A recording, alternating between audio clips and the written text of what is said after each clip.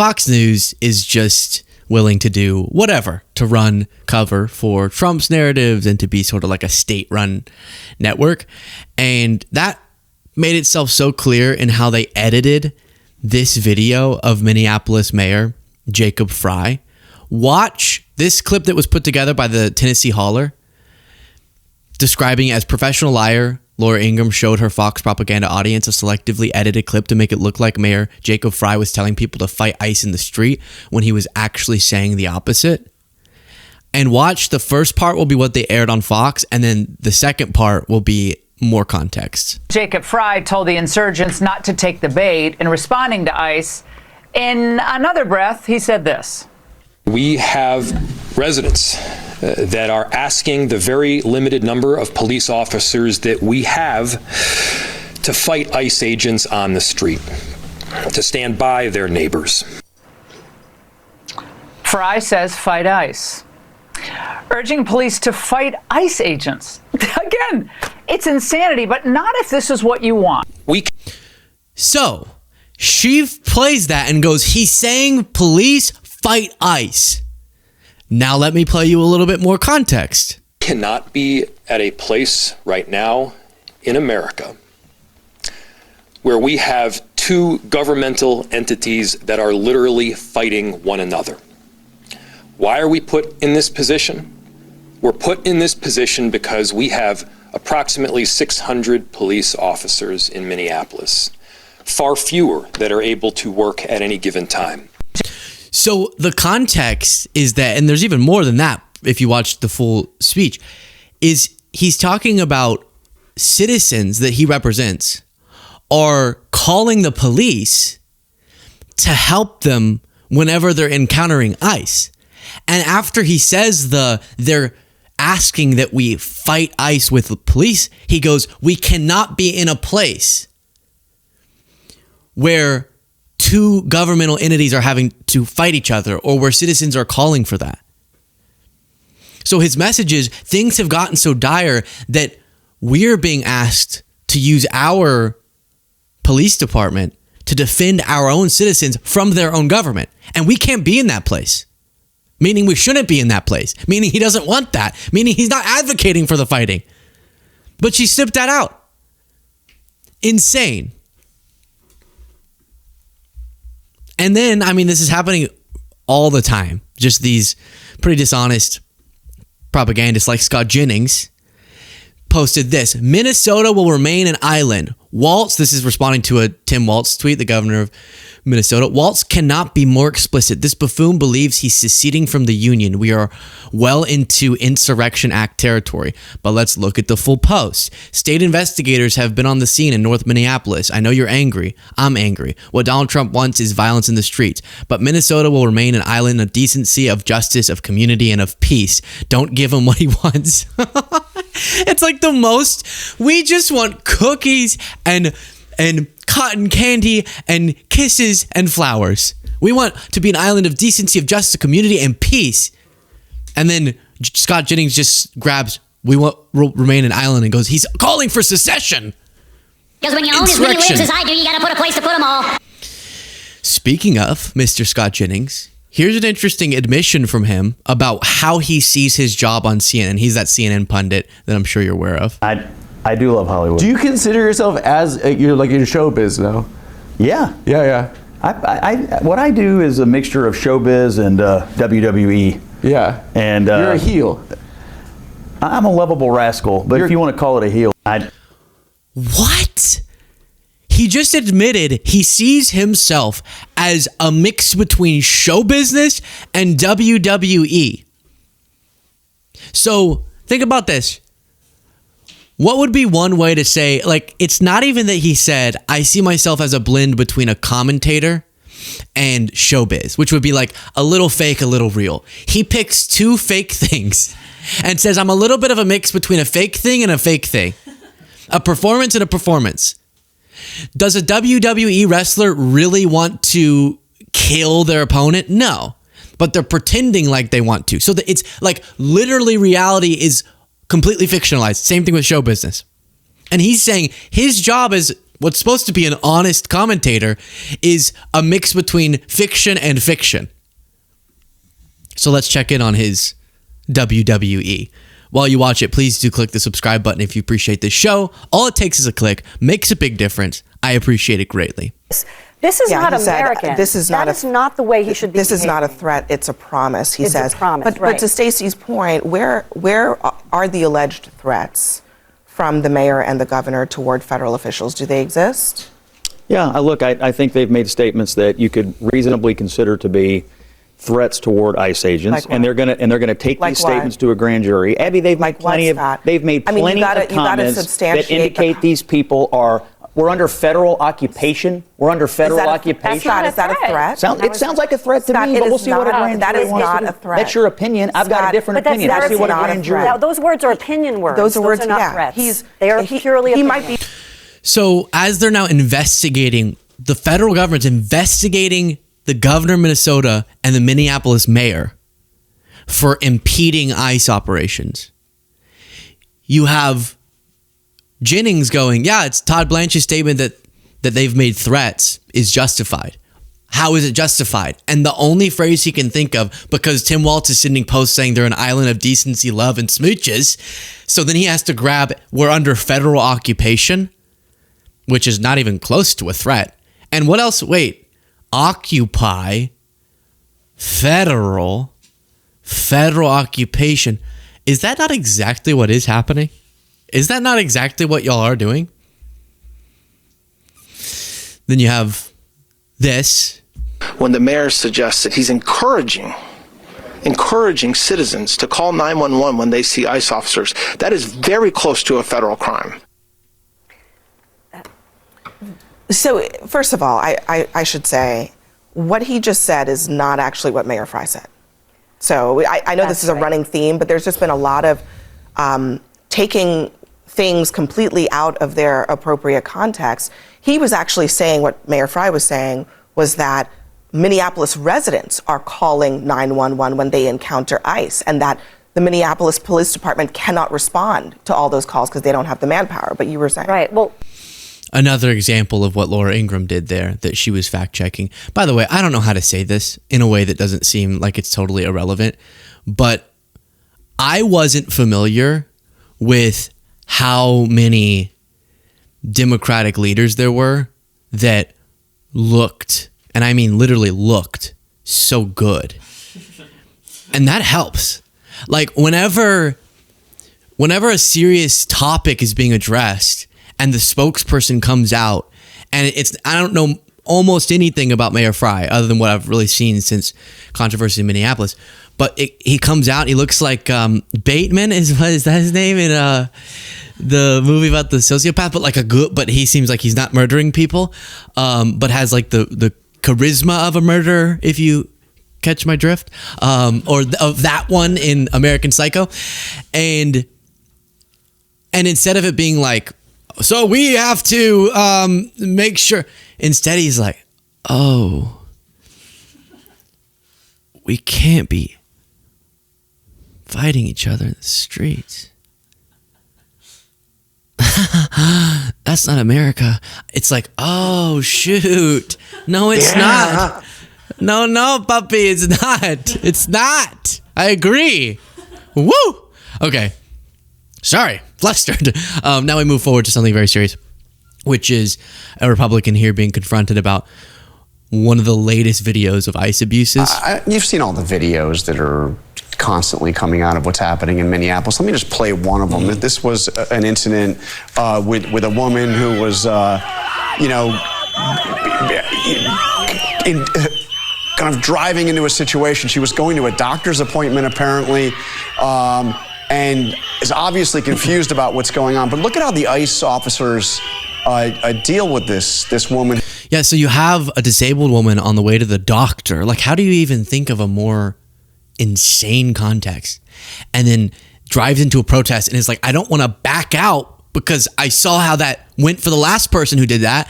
So what do? I'm trying to get through here. And they just rip her out of the car, is what, from what we know now, took place here.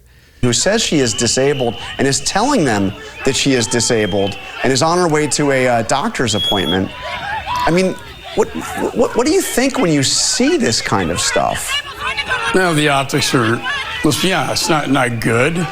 They go through federal law enforcement training on conflict resolution, how to deal with that type of situation. I mean, they smash the window of her car, they cut her out, they throw her to the ground. It appears to be a little overzealous, but what about... Oh, and to be clear, that's not someone they're trying to detain because of immigration enforcement or anything.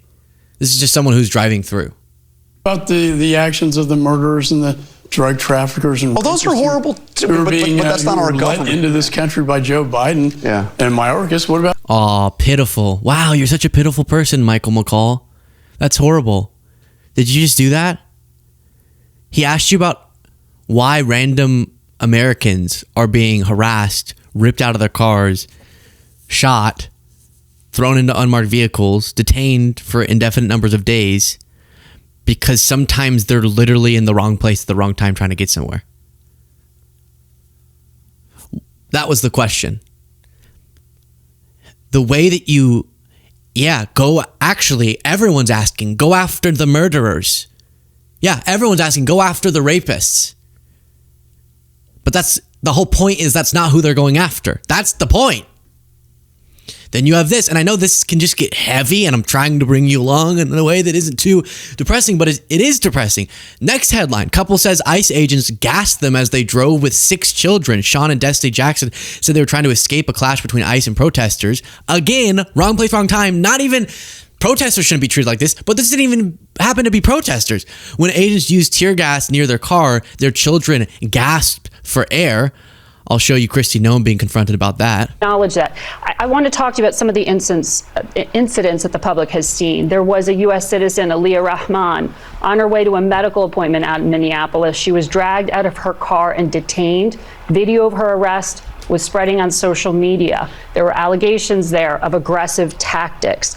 You've seen other incidents, for example, out in Minneapolis, this family with 6 children, with one as young as 6 months old, got kind of caught in the incident as they were driving to basketball practice. The mother, Destiny Jackson, told CBS ICE agents stopped the car, told them to leave, but the agents were in the way, and they feared that they would have happened to them what happened to Renee Good. They didn't drive off. ICE released a canister of tear gas, and the mother described giving her infant CPR. We're showing that video there. Do any of these tactics seem to you heavy-handed? That family was caught up in that situation because of violent protesters that were impeding law enforcement operations. And that family would have never been in that situation if those protesters had been acting peacefully. And law enforcement was able to do their job without being threatened. And so it's a terrible situation that family had to go through. And I hope it never happens again. So again, there's no remorse, and every time, I don't know exactly what was happening right before that moment, but so many of these protests, you'll see people, I mean, as we saw with Renee Good, like, I guess you could describe it as some form of obstruction, a car in a road, or standing in the middle of a road, blocking, but then they describe it like there was some domestic terrorist threat, or that there were violent attacks. And they're lying. And in some cases, maybe protesters get violent and they shouldn't, and that's bad. But so many of the cases, you have like this. Tell me what threat this guy posed. Maybe he's in the road. Maybe he's in the road. He literally has an animal mask on and is dancing on TikTok.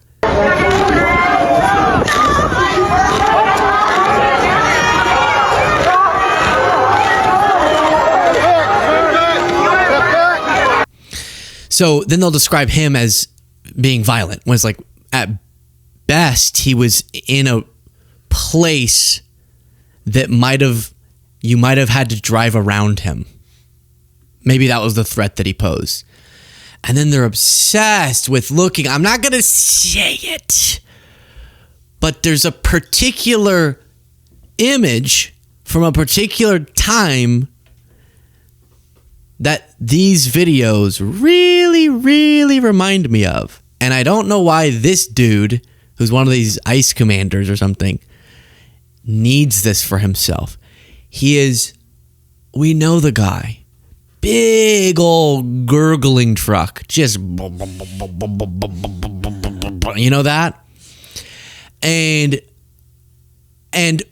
wow, he told me, allegedly, that his confidence really struggles once the britches are down.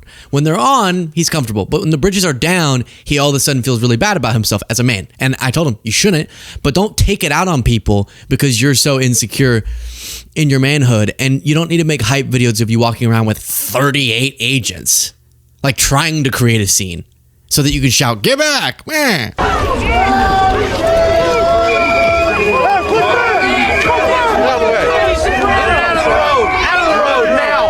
You got a camera crew to film that, didn't you? Did you? Same thing, he brought 38 agents. Some might say 88 agents to Target for him to go pee so they could stand up. So that he could walk out, and then go, "Get out of the road. Out of the road. Out of the road now. Out of the road."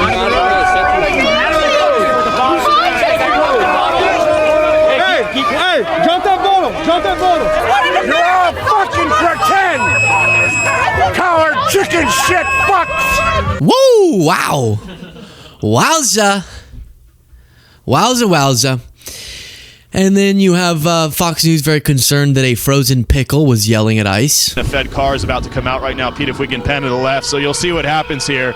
As soon as these... So their lower third chyron, you get the point, was frozen pickle yells at ICE. Very threatening. Very, very threatening stuff. Then you have this from Aaron. There are no words. ICE agents ate lunch at a small local Mexican restaurant in Minnesota, enjoyed the meal, then came back later that night as the restaurant was closing down and arrested the people who had served them. And then you have this. I'm just gotta catch you up on these. The Trump administration, quote unquote, apologized for mistakenly deporting a college student. Pelosi is out front now in her first live television interview since the Trump administration admitted it mistakenly deported her. Her attorney, Todd Pomerleau, is also with us. And I appreciate both of you very much. Anya, the government admitted in court that it made a mistake. Those are their words. I mean, here you are months after this with what you've been going through.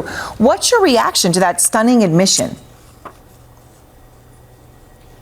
I was already kind of shocked because of everything that happened. But I'm also with hearing that they have apologized to the mistake that they made. I accept their apologies, and I hope that based on this apology, I'm able to return back to my studies and also to be home with my parents.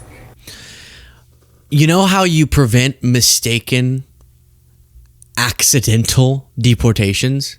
Due process. That's what the process is there for. So you don't tear people away from their families and then go, "Oh, sorry." Or as they did, luckily for her, she was able to have this addressed. Not lucky for her, very unlucky, the whole situation, but I'm glad that happened, that it was acknowledged to be wrong and she's back in the United States. But there's some people who got deported to the El Salvadoran prison and never, ever will come back. And then they made the deal to release from the prison, but some mistakes are even more catastrophic that they made. But no introspection about, hey, maybe we just follow the process that is there to make sure these sorts of things don't happen. I've been doing this in segments whenever there's not a new Epstein story, but I'm annoyed that there isn't one because the Trump administration has just stopped releasing stuff. A poll shows 71% of Americans say Trump knew about Jeffrey Epstein crimes, and 49% say Trump was involved. We live in a country that elected a guy, which Trump's approval rating, think of it this way. Let me flip the framing. Trump's approval rating is, I think, maybe in the high 30s. It's not 29%. So do you understand? 71% of Americans believe Trump knew about Jeffrey Epstein's crimes at the very least. But some of those people still approve of his presidency. Still approve of him. disturbing, but we can't forget about that. And even previously MAGA podcasters like Sean Ryan are getting fed up with this. They are legitimately, proactively protecting pedophiles. They are protecting pedophiles at this point. By redacting the abusers' names. The White House, listen up everybody, the fucking White House is protecting pedophiles. You hear that? They're fucking protecting pedophiles. That's what the fuck they're doing. Good. Who'd you vote for? Very good. Who'd you vote for? He voted for Trump. So that's sad.